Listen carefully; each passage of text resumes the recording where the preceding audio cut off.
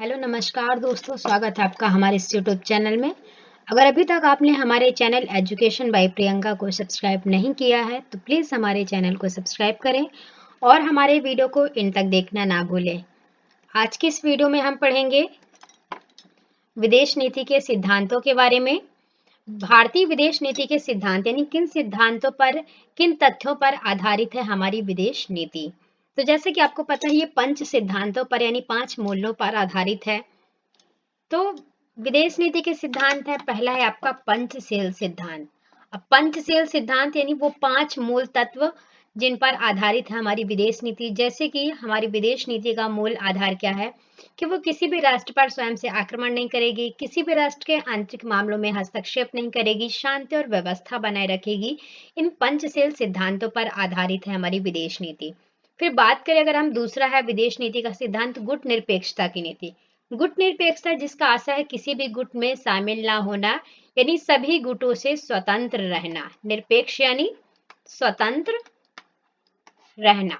ठीक है, तो भारत ने गुट निरपेक्षता की नीति अपनाई, मतलब किसी भी गुट में शामिल ना होने का निर्णय लिया और स्वतंत्र रहकर अपना अस्तित्व बनाए रखने का प्रयास किया। फिर तीसरा जो विदेश नीति का सिद्धांत है वो है उपनिवेशवाद विरोधी और नस्लवाद विरोधी नीति। अब उपनिवेशवाद का मतलब क्या होता है? उपनिवेशवाद मतलब जो एक आश्रित क्षेत्र या लोगों पर शक्ति द्वारा नियंत्रण स्थापित किया जाता है। मतलब ऐसा तब होता है जब एक देश दूसरे देश को अपने अधीन कर लेता है, उसकी आबादी पर कब्जा कर लेता है। और कोई भी देश जब दूसरे देश का शोषण करता है, अक्सर अपने लोगों पर अपनी भाषा या संस्कृति या मूल्यों को थोपा जाता है जब, तो वहां पे उपनिवेशवाद होता है। तो भारत क्या करता है? उपनिवेशवाद संबंधी नीति का विरोध करता है। नस्लवाद संबंधी या रंग भेदभाव की नीति का विरोध करता है भारत। भारत के लिए सर्वधर्म समभाव की भावना रखने वाला देश है, जहाँ पे सभी धर्मों, सभी जातियों, सभी भाषाओं और सभी नस्ल के लोगों को समान रूप से देखा जाता है। फिर बात करें विदेश नीति के चौथे सिद्धांत की, तो अंतरराष्ट्रीय विवादों के शांतिपूर्ण समाधान। इसका मतलब ये है कि भारत ऐसी विदेश नीति का निर्माण करना चाहता है जहां पे किसी भी मुद्दे पर शांतिपूर्ण तरीके से उसकी समस्याओं का समाधान किए जाने पर बल दिया गया हो। मतलब बातचीत के माध्यम से, वार्तालाप के माध्यम से, विचारों के विमर्श के माध्यम से विवादों को निपटाया जा सके, किसी भी प्रकार से हिंसा का सहारा ना लिया जाए।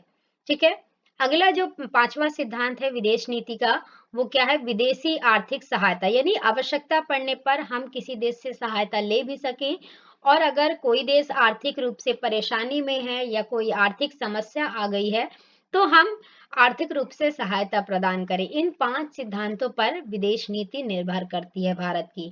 ठीक है, तो अब विदेश नीति में जो पहला है हमारा पंचशील, यानी 5 सिद्धांत जो शामिल है हमारी विदेश नीति में, वो कौन है? कि एक दूसरे की क्षेत्रीय अखंडता और संप्रभुता का परस्पर सम्मान। संप्रभुता जिसका अर्थ होता है सर्वोच्च शक्ति का होना। मतलब भारत जो है वो क्षेत्रीय अखंडता को बनाए रखेगा और संप्रभुता का सम्मान करेगा, सभी देशों का आपस में सम्मान करेगा।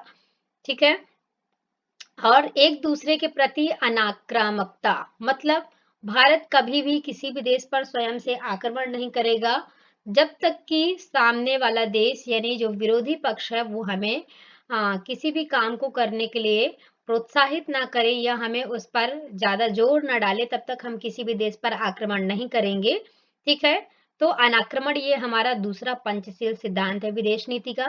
तीसरा सिद्धांत क्या कहता है? कि एक दूसरे के आंतरिक मामलों में हस्तक्षेप ना करना। तो पंचशील के 5 सिद्धांतों में एक ये भी सिद्धांत है हमारा कि भारत ऐसी विदेश नीति का निर्माण करना चाहता है जो कि आंतरिक मामलों में हस्तक्षेप ना करे। मतलब प्रत्येक राष्ट्र जो है वो स्वतंत्र होगा अपने निर्णय को लेने के लिए। किसी भी प्रकार से भारत किसी भी राष्ट्र के आंतरिक मामलों में हस्तक्षेप नहीं करेगा जब तक कि वह राष्ट्र स्वयं हमें आमंत्रित ना करे उसके मामलों में हस्तक्षेप करने के लिए।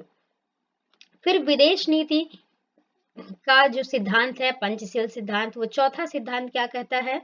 समानता और पारस्परिक लाभ। मतलब ऐसी विदेश नीति का निर्माण करेगा भारत जो कि परस्पर समानता पर आधारित हो और लाभ पर आधारित हो। मतलब हमें भी अन्य देशों से लाभ हो और उस नीति से भारत से अन्य देशों को भी लाभ हो, ऐसी नीति का निर्माण करेगा भारत। अगला है शांतिपूर्ण सह अस्तित्व की नीति। मतलब भारत ऐसी विदेश नीति का निर्माण करेगा जिससे देश में शांति और व्यवस्था बनाए रखी जाए और परस्पर एक दूसरे का सहयोग किया जा सके।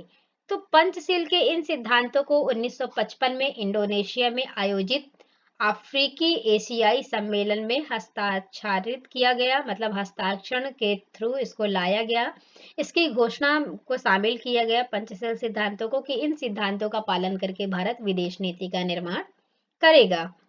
फिर है गुट निरपेक्षता की नीति। अब गुट निरपेक्षता, जैसे कि मैंने आपको पहले ही बताया, गुट का मतलब होता है दल, यानी भारत किसी भी गुट में शामिल ना होने का निर्णय लेता है। स्वतंत्र रूप से विदेशी मामलों से स्वतंत्रता बनाए रखना इसका उद्देश्य है। तो गुट निरपेक्षता ना तो तटस्थता है और ना ही गैर भागीदारी, ना ही अलगाववाद। मतलब सकारात्मक और गतिशील अवधारणा है एक प्रकार की, और ये किसी भी प्रकार से गुट निरपेक्ष आंदोलन को लोकप्रिय बनाने और मजबूत करने में अपनी अग्रणी भूमिका निभाने वाला भारत पहला देश है।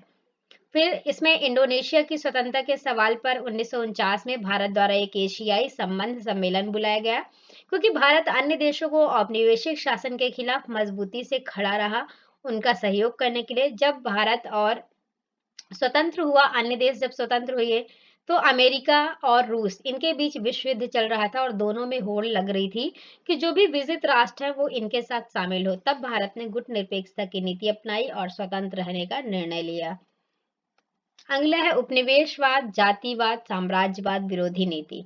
तो भारत ने उपनिवेशवाद और जातिवाद के विरोध संबंधी नीति को अपनाया। भारत ने 1946 में रंग भेद का मुद्दा संयुक्त राष्ट्र में लाने वाला पहला देश था, जिसमें उसने किसी भी प्रकार से रंग भेद की नीति का विरोध किया। मतलब किसी भी प्रकार से किसी भी व्यक्ति के साथ रंग संबंधी भेदभाव नहीं किया जाएगा, नस्ल संबंधी भेदभाव नहीं किया जाएगा। भारत ने इंडोनेशिया की स्वतंत्रता के लिए आवाज उठाई। गुट निरपेक्षता और अन्य जो भी राष्ट्रीय मंच है उनके माध्यम से भारत ने लगातार प्रयास किया, है ना, उपनिवेशवाद के चंगुल से मुक्त कराने में सभी देशों की भूमिका निभाई। फिर भारत ने दक्षिण अफ्रीका में रंग भेद नीति का डटकर विरोध किया, उसके खिलाफ आवाज उठाई। और भारत की पहली जो पहल थी गुट निरपेक्षता में, वो 1986 में राज्यों की मदद के लिए एक फंड की स्थापना की गई, जो कि दक्षिण अफ्रीका की आक्रामकता के शिकार थे। मतलब जो उन राज्यों के दक्षिण अफ्रीका के शिकार हुए थे, उनकी सहायता के लिए भारत ने गुट निरपेक्षता की नीति अपनाई। अगला है अंतरराष्ट्रीय विवादों का शांतिपूर्ण समाधान। मतलब वो विवाद जो अंतरराष्ट्रीय स्तर पर किसी भी राष्ट्र के लिए समस्या बने हुए थे, उसके लिए भारत ने शांतिपूर्ण तरीके से किसी भी समस्या के समाधान के लिए उसका समर्थन किया। मतलब समस्याओं को बातचीत के जरिए उनका समाधान किया जाए, इस पर समर्थन किया। और अंतरराष्ट्रीय समस्याओं के समाधान के लिए भारत हमेशा से ही विदेशी सैन्य हस्तक्षेप के विरुद्ध रहा है। मतलब किसी भी प्रकार से अगर कोई मामला होता है तो सैन्य हस्तक्षेप यानी सेनाओं का हस्तक्षेप ना हो, उसमें शांतिपूर्ण तरीके से वो मुद्दा समस्याओं को समाधान किया जा सके, हल किया जा सके।